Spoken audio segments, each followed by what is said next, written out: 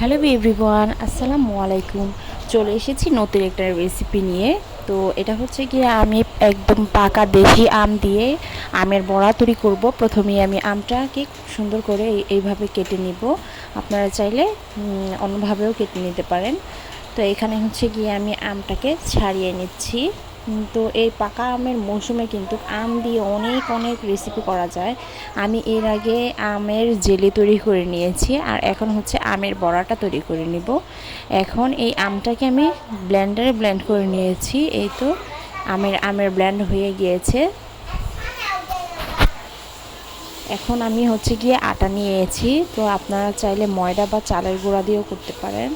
এখানে আমি আটাটাকে খুব সুন্দর করে মিক্স করে নিব। এখানে আমি আর কোনো পানি ইউজ করব না, এই জেলিটা দিয়েই খুব সুন্দর করে হয়ে যাবে। আর দিয়ে দিয়েছি চিনিটাকে দিয়ে খুব সুন্দর মতো এটাকে মেখে নিতে হবে। তো এটা আমি চামচের সাহায্যে খুব সুন্দর করে মেখে নিয়েছি। আর আমার কিন্তু মিনি কুকিং করতে খুবই ভালো লাগে, বাচ্চাদের মতো। তাই আমি হচ্ছে এই মিনি কুকিংগুলো করি ছোট ছোট জিনিস দিয়ে। আর এই ছোট ছোট জিনিসগুলোও কিন্তু আমি কালেক্ট করেছি অনেক দূর দূর থেকে। তো এখন আমি হচ্ছে গিয়ে কড়াই বসিয়ে দিলাম চুলার উপরে, তেল দিয়ে নিচ্ছি সয়াবিন তেল। এখন আমি তেলটা হালকা গরম থাকা অবস্থাতে হালকা গরম তেলের মধ্যে এই বড়াগুলোকে ছেড়ে দিব সুন্দর করে গোল শেপ করে। আর বড়াগুলোকে সবচেয়ে ছোট ছোট করার চেষ্টা করছি, যেহেতু এটা মিনি কুকিং। তো এই জন্য আমি একদম ছোট ছোট করে এরকম করে তেলের মধ্যে দিয়ে নিচ্ছি। আর তেলটা কিন্তু খুবই হালকা গরম তেলের মধ্যে ছেড়ে দিলাম। আর এখন কি সুন্দর দেখতে পাচ্ছেন, একটা পার্ট ভাজা হয়ে গিয়েছে। আর এখন আমি আরেক পার্ট এরকম উল্টে পাল্টে দিচ্ছি।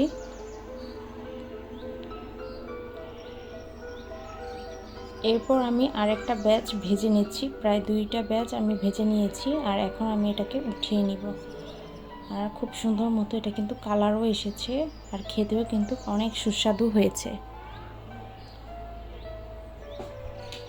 তো সবগুলোকে আমি এখন উঠিয়ে নিব। আর এই তো হয়ে গেল আমাদের মজাদার পাকা আমের মিষ্টি বড়া। তো এটাকে আমি এখন একটু ডেকোরেশন করে নিচ্ছি। এই তো এত সুন্দর, আর খেতেও কিন্তু অনেক মজা। তো আমার ভিডিওটি ভালো লাগলে অবশ্যই লাইক, কমেন্ট এবং সাবস্ক্রাইব করতে ভুলবেন না। আল্লাহ হাফেজ।